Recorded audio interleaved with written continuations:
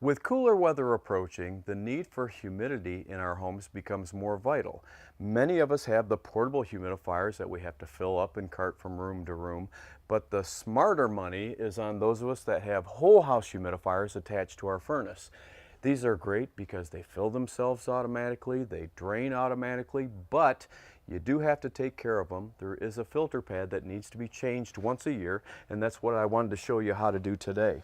This is a very common style humidifier, and you take the front cover off pretty much just like that, and it exposes the filter pad that's inside. As you can see with the pad removed, that because of the water that's continually running through it, the pad's beginning to calcify, so that's why we need to change it.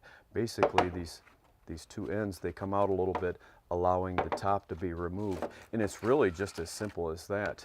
Now if you notice, there's a little black spot that's on the top of there, and I'm going to show you a brand new one, and it has that same, if we look for the right end, it has that same black spot, and that's indicative of the top that we want to put in. So we want to face that toward the top, slip it into the sides,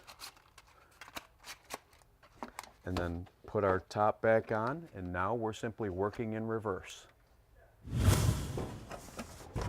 And we're ready to go.